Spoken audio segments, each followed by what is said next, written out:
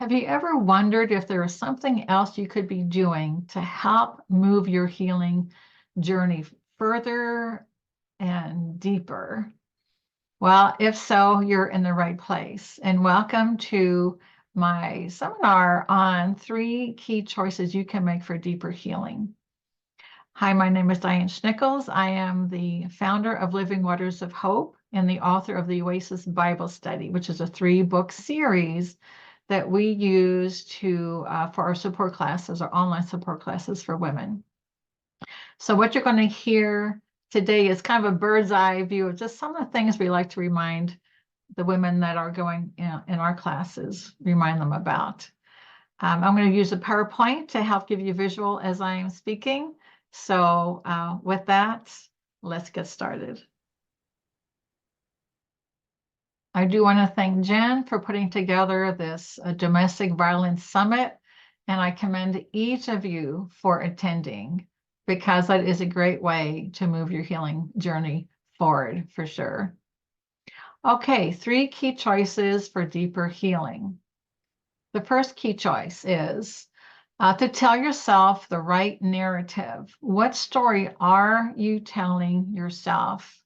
Ladies, as you well know, the battle is really in your mind as far as how your journey and healing is really going to progress.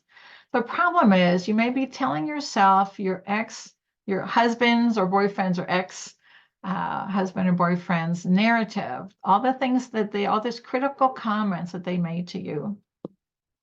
You're not a good mom. You're not a good wife. You're not a good Christian. You're not a good cook. I mean, the list goes on and on and on. You're never going to find anybody else that's going to love you.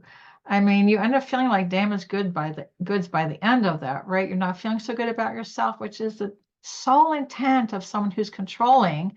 If they can make you doubt yourself and your reality, then it's easier for them to control you. So this is about taking the truth back into your heart and mind, and getting away from that narrative that you may be telling yourself, all those lies that are keeping you maybe stuck or making your healing journey slow down a bit. So what's the solution? Getting educated about domestic abuse, which you're doing by watching this video. I just applaud you for that. Knowledge is key because where do we learn about domestic abuse? Although there really are quite a few things online these days and books that are out. But the more you know about domestic abuse, the more you'll understand the dynamics, where his responsibility fits in and your responsibility. You will begin to wonder, well, maybe it really wasn't my fault. Be intentional about your healing. Again, applauding you for being with me today, because those 2 things, getting educated and applying that to your healing journey, will help to change that narrative that you may be telling yourself that, again, is maybe swirling with things that are just not true. And finally, again, to summarize, be intentional about what you are telling yourself. Proverbs 23:7 says, and I'm going to use the female pronouns, as a woman thinks, so she is. So what you're telling yourself takes you down a certain path. If you're telling yourself that narrative that you've come to believe at one point anyway, that your husband or boyfriend were telling you, that's going to take you down a dark path. That's going to take you to a place of hopelessness and depression, and it's just all dark. It's not leading you to healing. Now, if you choose to begin telling yourself the truth, and again, that comes from understanding domestic abuse and getting a little bit of healing under your belt, then you'll begin to be able to say, you know what? God says how valuable I am. He forgives me unconditionally. I can share anything with him. I am a good mom. I am a good wife. I gave him chance after chance and bent over backwards to try to make our marriage work. And on it goes, all those truths that will lead you to a path of light and truth And well, you will end up with this beautiful lake, right? Just picture this beautiful lake surrounded by beautiful trees. And I want you to think about a tree there that is flourishing, because that is a picture of who God wants you to be. It says in Psalms that as we follow the Lord, we will become like a tree planted by the streams, bearing fruit in its season. That's where I want you gals to land. But you're not going to get there if you're telling yourself things are not true. And again, it takes time for that to happen. So I'm going to come back together and tell you just a little simple illustration. This is kind of silly, but a couple weeks ago, I put my toothpaste tube in a different drawer to make it more convenient. Well, where do you think I go to find my toothpaste tube? In the original drawer. Now, I'll eventually remember it's in the drawer I moved it to, but that's kind of how our mind works. It just takes some time to retrain our mind. And when you're talking about years of domestic abuse, years of hearing those critical and demeaning and dishonoring comments, it is going to take time for you to hold on to the truth. So I hope that illustration helps you to realize it's just going to take time, but the battle is worth it. All right, let's get back to our slides. So the second step is being intentional with your healing.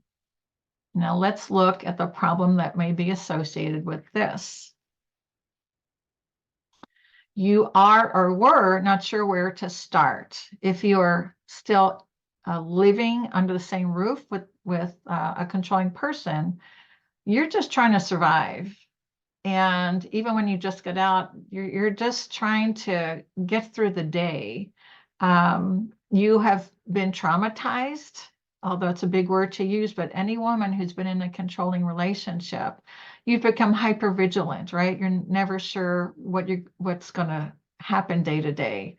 Maybe you're having a hard time sleeping at night.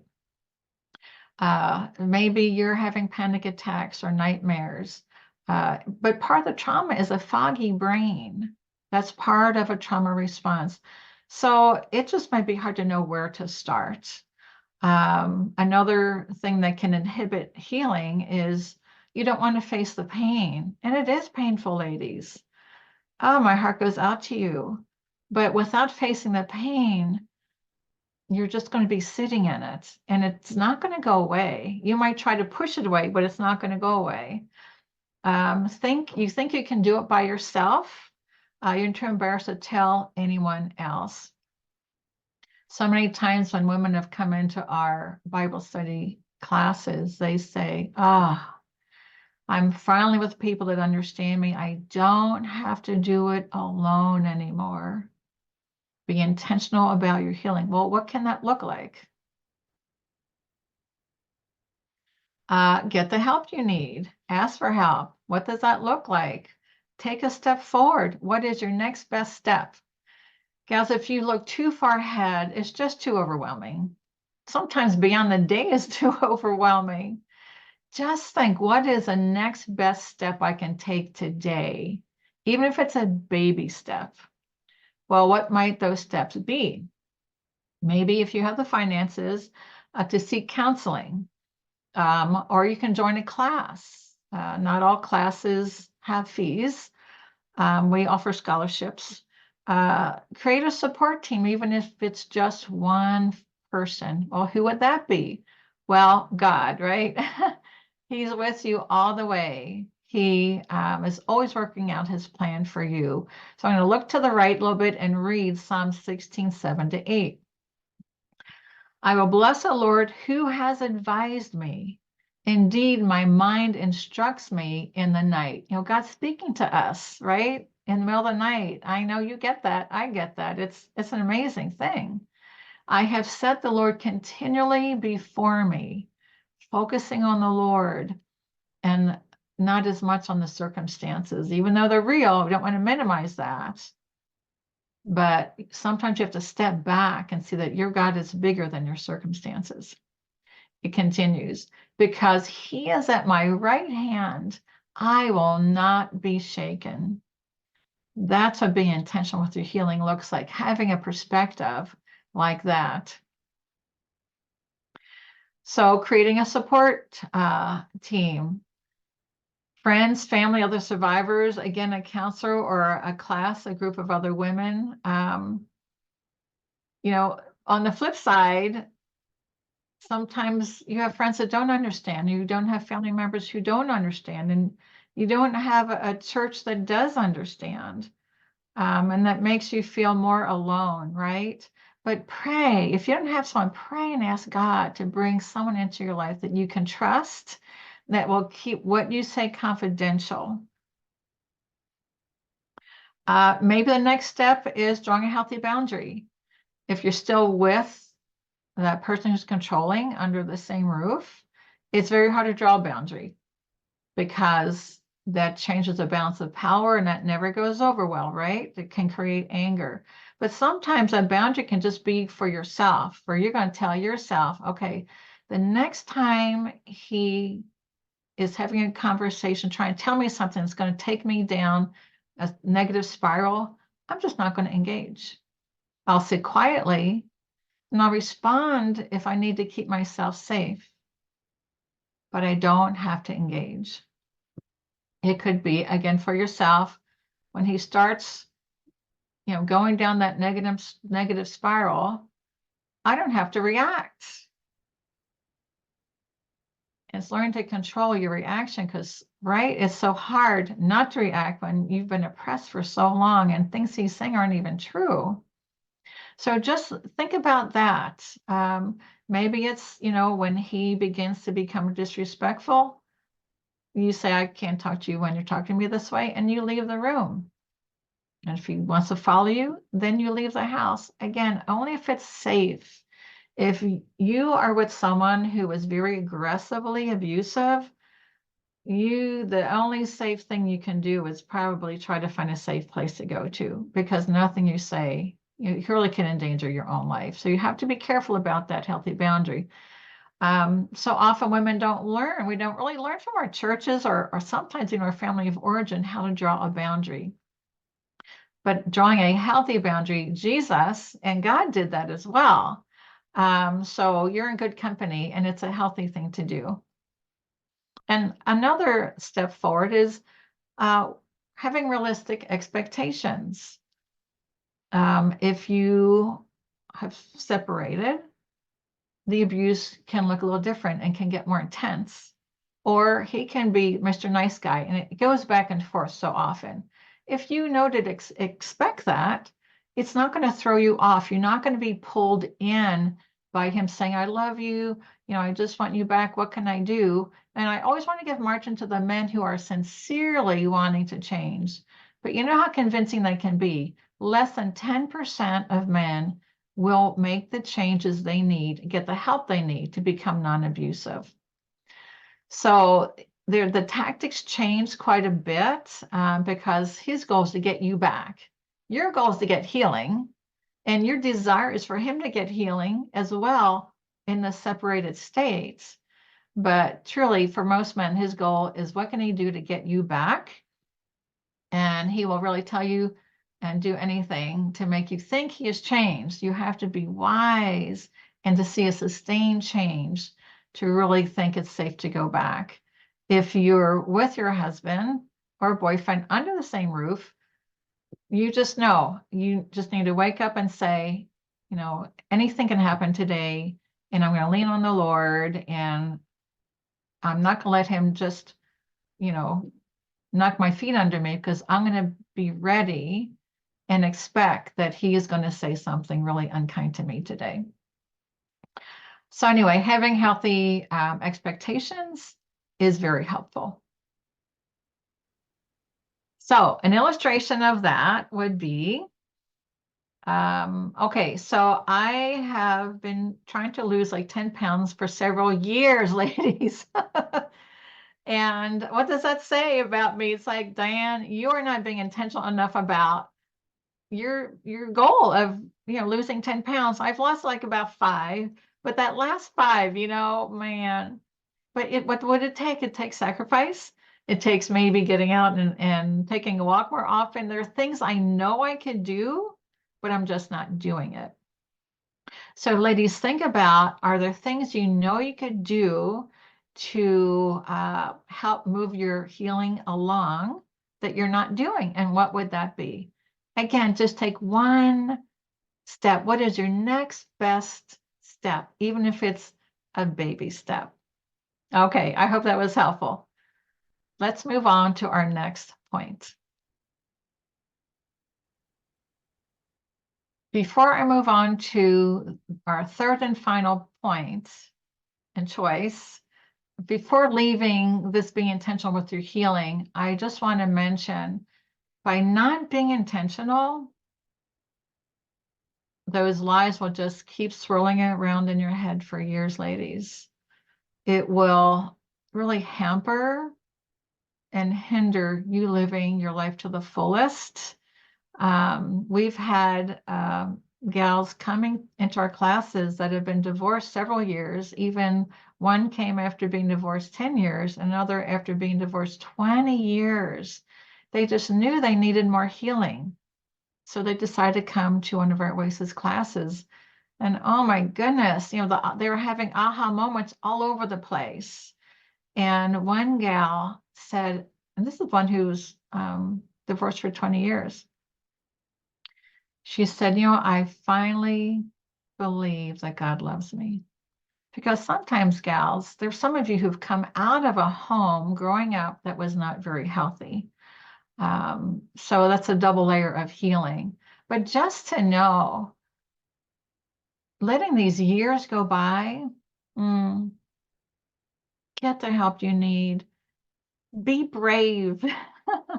Be brave and face your pain, because then you will be speaking to others out of a place of healing instead of out of a place of pain.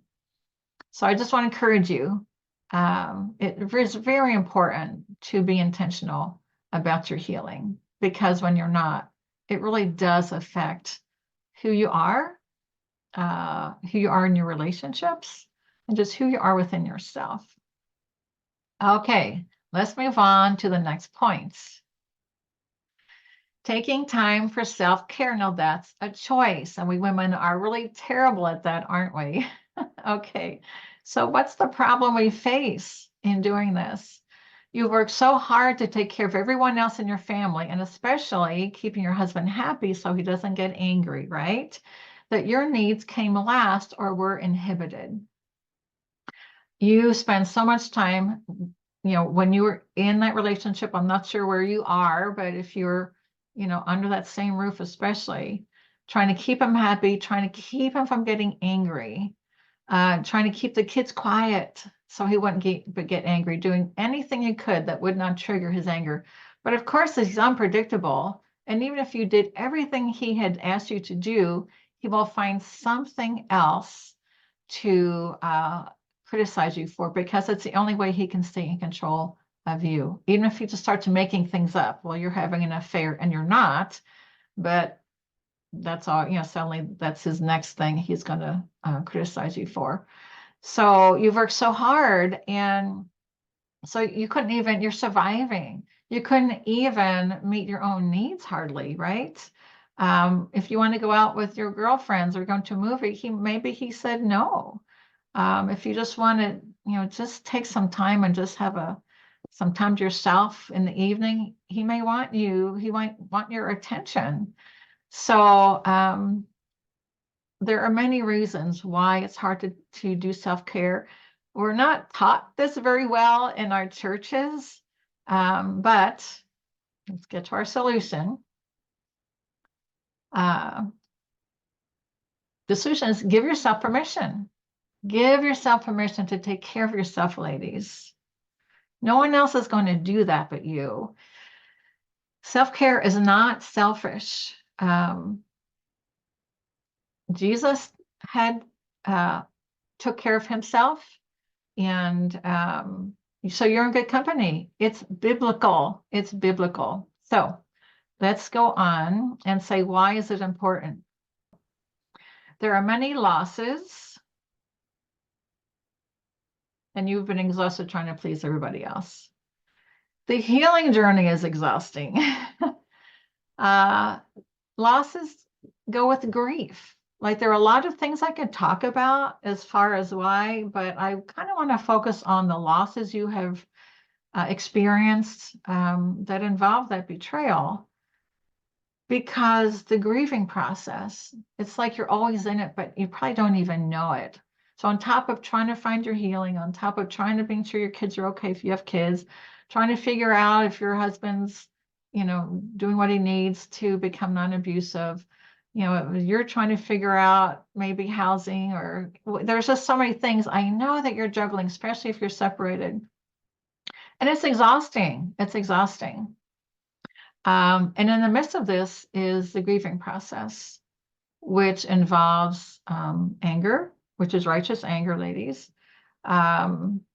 It involves righteous anger, meaning against the injustice, against the sin that has been placed upon you by your husband or boyfriend, his sin coming towards you. That's wrong. It's unbiblical, and it's called righteous anger when you say that is not right, and I don't like how I feel, when that happens. So anger, depression, bargaining with God, before you get to the final place of acceptance. But this takes time, and the steps, these different stages, they get all jumbled up. You go forward, you go backwards. And there's so many losses. You have to take care of yourself just to be able to manage yourself well in life and your relationships. And I know, gals, you say, Diana, I'm just so overwhelmed. I can't even imagine that. That's why you need self-care. Okay, so what would those losses be? Again, focusing on losses. There's so many things we can focus on, but and this is, getting back to that realistic expectation. Everyone loses friends. Not all family members understand. Not all friends understand. Not all churches understand. Maybe your church leadership, like the others, don't understand domestic abuse.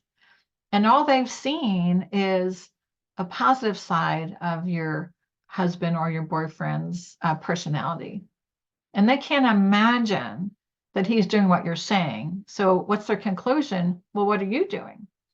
So there's wounding. They may say things that really hurt your heart, and you think, wow, I've been a part of this church for a long time. I've been involved in this church. I've been volunteering at the church, and now they're not supporting me. The leaders are telling me to pray, stay, and submit. They're telling me just to forgive because it's like a magic wand that's supposed to save my marriage, but it's not going to stop his abusive behavior. Are they telling me, like, what are you doing to make him angry? It's all out of ignorance, ladies. And I know it's so hurtful. It's a whole nother layer of wounding because of women have church leadership that don't understand and don't know how to respond when you go forward for help. If you do choose to separate, you end up leaving your church because your husband is at that church if you are both going to a church. You have just lost your most viable support system. You have to take care of yourself. You have to look after yourself and find those people in your life that can be supportive. If you don't have someone, pray and ask God to bring someone to you that is safe, that you can trust, and that can be confidential with what you tell them. You want all of those three things in a support person. A counselor, you can, process things with a counselor. That's self-care. Again, a class is self-care. Okay, I'm getting ahead of myself, I think. Okay, a loss of a healthy marriage. Oh, there's so many losses. A loss of a healthy marriage, the loss of having a healthy dad for your kids, the loss of the dream you had when you got married of having this wonderful life together, loss of trust due to betrayal. Now that can be from that man who's controlling you, that you married out of love and who you thought loved you.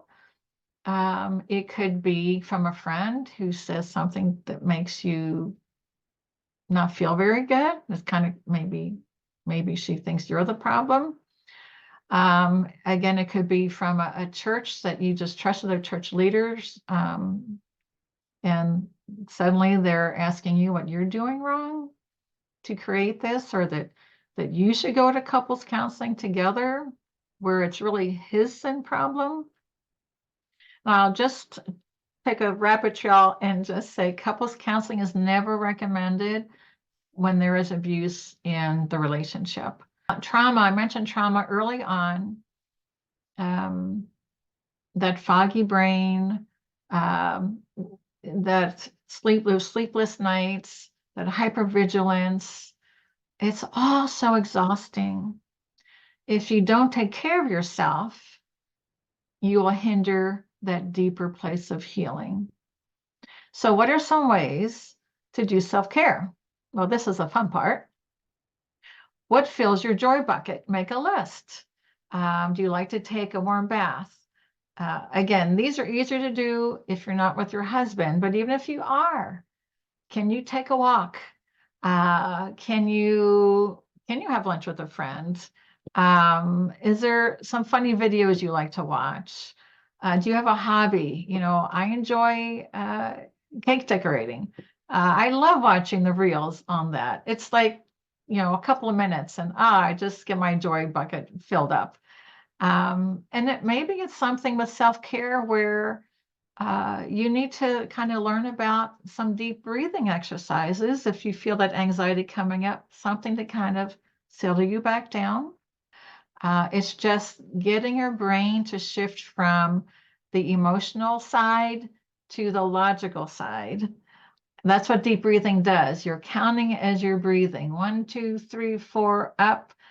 You hold it for 4, count out, and then you release it for 4. Now you're thinking, and the more you do it, you will feel the stress and anxiety reducing. Now, what I love to do when I'm feeling really anxious is I'll breathe a verse. I can do all things, 1, 2, 3, 4, through Christ who strengthens me.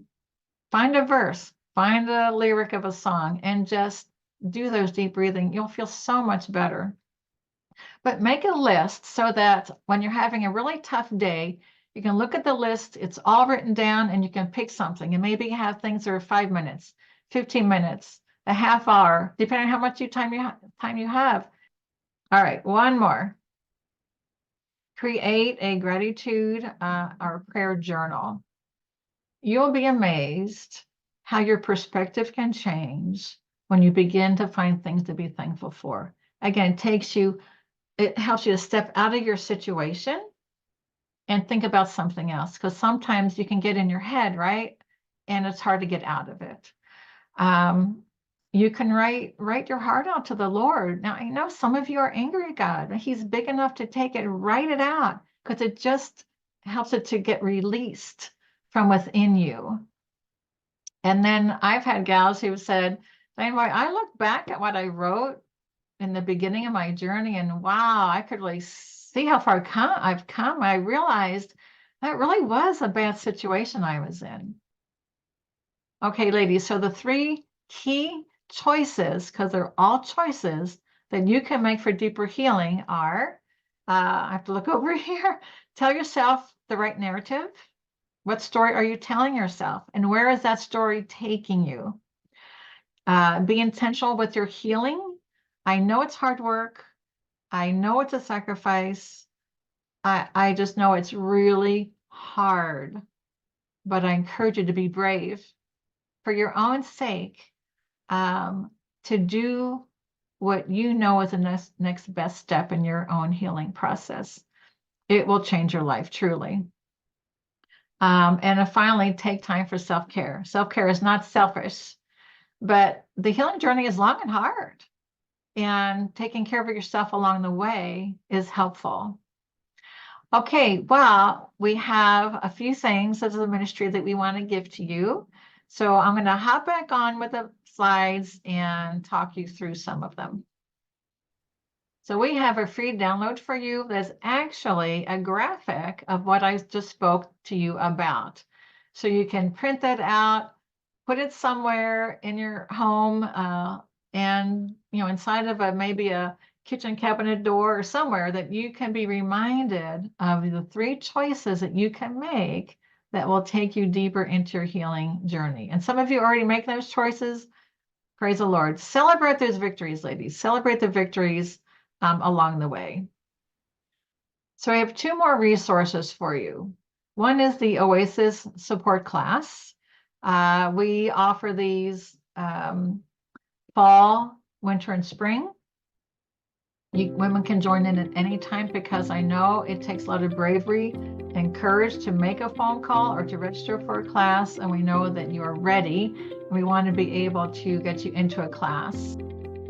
We'd love to have you join our Oasis community. You will truly find a place to belong, be believed in, where you will get validation, affirmation, confirmation, and just be loved on, be loved on. All of our facilitators are Oasis alumni. They're all survivors, so they really know what you're going through.